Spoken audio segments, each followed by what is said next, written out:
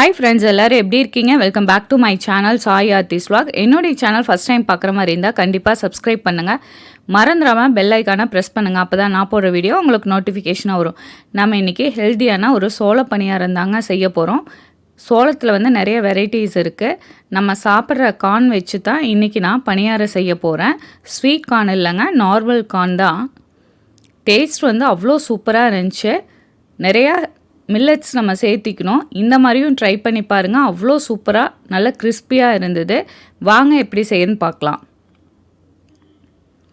நான் அதுக்கு ஒரு பவுலில் இட்லி அரிசி 1 டம்ளர் எடுத்துருக்கேங்க. அளவு கரெக்டாக வச்சுக்கோங்க. நீங்கள் இட்லி அரிசியை 2 டம்ளர் கூட யூஸ் பண்ணிக்கலாம். நான் 1 டம்ளர் இட்லி அரிசியும் 1 டம்ளர் பச்சரிசியும் ஆட் பண்ணுறேன். அதே டம்ளரில் 1 டம்ளர் உளுந்து ஆட் பண்ணிக்கிங்க. 4:1 தாங்க ரேஷியோ. நான் அரிசி 2 கப்பும் உளுந்து 1 கப்பு, கார்ன் 2 கப்பு ஆட் பண்ணுறேன். எப்பயுமே நம்ம அரிசி ஊற வைக்கிறதுக்கு 4:1 தானே ஆட் பண்ணுவோம். அதே ரேஷியோவில் தாங்க நான் ஊற வச்சுருக்கேன். ஒரு 3 மணி நேரத்துலேருந்து 4 மணி நேரம் நல்லா அரிசி ஊற வச்சுக்கோங்க. கார்னை நல்லா உதுத்து தனியாக எடுத்து வச்சுக்கோங்க. கார்ன் ரொம்ப நேரம் ஊற தேவையில்லை. ஒரு 1 மணி நேரம் ஊறினா போதும்.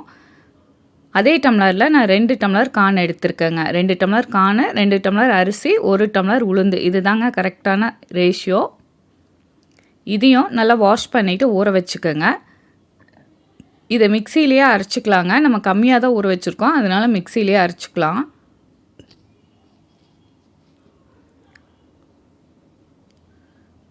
இப்போ ஒரு மிக்சி ஜார் எடுத்துகிட்டு அரிசியும் கார்னையும் ஆட் பண்ணிக்கலாங்க.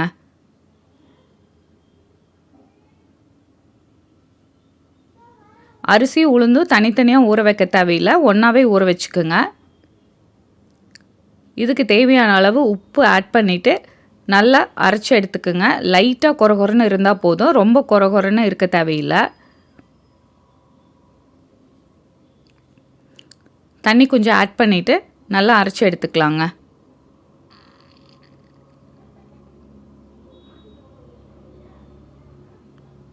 பாருங்கள், இந்த மாதிரி அரைச்சா போதும். இதை ஒரு பவுலில் ட்ரான்ஸ்ஃபர் பண்ணிக்கிங்க. மீதியும் நல்லா அரைச்சிட்டு ட்ரான்ஸ்ஃபர் பண்ணிவிட்டு நல்லா மிக்ஸ் பண்ணி விட்டுட்டு லிட்டை போட்டு ஒரு 6 மணி நேரம் நல்லா புளிக்க வச்சுக்கலாங்க. காலையில் லிட்டை ஓப்பன் பண்ணி பார்க்கலாங்க.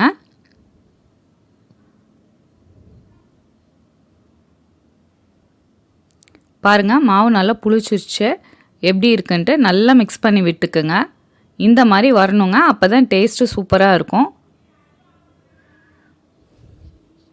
கலரே பாருங்கள் எவ்வளோ சூப்பராக இருக்குன்ட்டு. கார்ன் கலர்லேயே இருக்குது மாவு.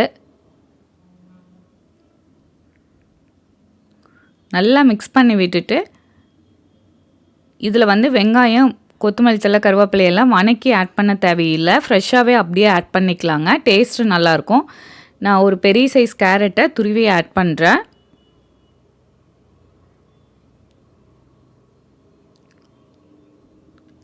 கொத்தமல்லியிலையும் ஒரு கைப்பிடி அளவு நல்லா பொடி பொடியாக கட் பண்ணி ஆட் பண்ணிக்கிங்க.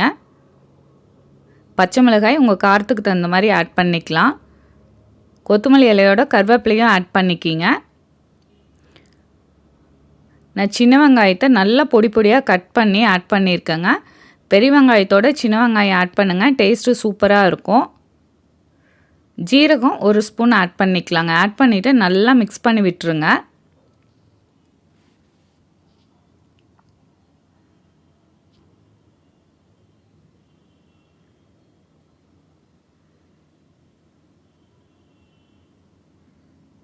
நீங்கள் லஞ்ச் பாக்ஸ் கூட இது கொடுத்து அனுப்பலாங்க, ட்ரை ஆகாது, நல்லாயிருக்கும்.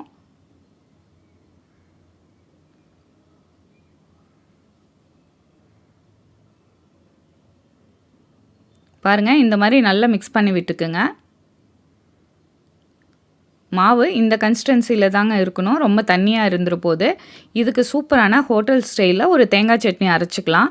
நான் ஒரு மூடி தேங்காய் துருவி ஆட் பண்ணுறேங்க. ஒரு சின்ன நெல்லிக்காய் சைஸ் புளி, இஞ்சி 1 துண்டு, ஒரே ஒரு பூண்டு, காரத்துக்கு தகுந்த மாதிரி பச்சை மிளகாய், கருவேப்பிலை 1 கொத்தை ஆட் பண்ணிக்கிங்க. கடலை இதுக்கு நிறையா தேவைப்படாதுங்க. ஒரு 2 ஸ்பூன் மட்டும் ஆட் பண்ணிக்கிங்க. கொஞ்சம் தண்ணி ஊற்றி நல்லா அரைச்சி எடுத்துக்கலாம். தேவையான அளவு உப்பு ஆட் பண்ணிக்கிங்க. இப்போ இதுக்கு நார்மலாக தாளிக்கிற மாதிரி கடுகு உளுத்தம் பருப்பு கருவேப்பிலை போட்டு தாளிச்சிட்டிங்கன்னா சூப்பரான சைட் டிஷ் ரெடி.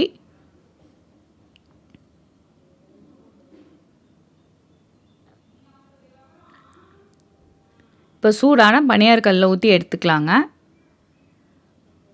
நல்லா செவந்து நல்லா கிறிஸ்பியாக வருங்க.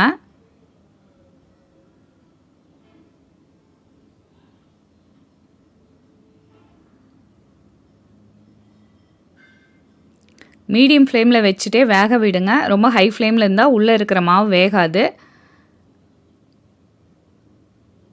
2 சைடு நல்லா கிறிஸ்பி ஆனதுக்கப்புறம் நம்ம எடுத்துக்கலாங்க. பணியாரத்துக்கு வந்து இட்லி பொடி, கார சட்னி, தக்காளி சட்னி, தேங்காய் சட்னி, சாம்பார் எல்லாமே சூப்பராக இருக்குங்க. நான் இன்றைக்கி தேங்காய் சட்னி சாம்பாரோட இட்லி பொடி வச்சு தாங்க சர்வ் பண்ணேன். அவ்வளோ டேஸ்ட்டாக இருந்துச்சு. கண்டிப்பாக நீங்களும் ட்ரை பண்ணி பாருங்கள் இந்த ஹெல்த்தியான பணியாரத்தை. உங்கள் ஃப்ரெண்ட்ஸ்க்கு ஷேர் பண்ணுங்கள். என்னுடைய சேனலில் நிறைய ஹெல்த்தியான ரெசிபி, இன்ஸ்டன்ட் ரெசிபி இருக்குது. உங்களுக்கு டைம் கிடைக்கிறப்ப செக் பண்ணி பாருங்கள். மேலே நல்லா கிறிஸ்பியாக இருந்துச்சுங்க. சாப்பிட்றதுக்கு அவ்வளோ சூப்பராக இருந்துச்சு. கண்டிப்பாக ட்ரை பண்ணி பார்த்துட்டு கமெண்ட் பண்ணுங்கள். என்னுடைய channel Sai Aarthi's vlog like பண்ணுங்கள், ஷேர் பண்ணுங்கள், சப்ஸ்கிரைப் பண்ணுங்கள். மறந்துடாமல் பெல் ஐக்கானை ப்ரெஸ் பண்ணுங்கள். அப்போ தான் நான் போடுற வீடியோ உங்களுக்கு நோட்டிஃபிகேஷனாக வரும். இன்னொரு இன்ட்ரெஸ்டிங்கான ஹெல்த்தியான ரெசிபியில் நான் உங்களை மீட் பண்ணுவோம். ஹெல்த்தியாக சமைப்போம், ரசித்து ருசித்து சாப்பிடுவோம்.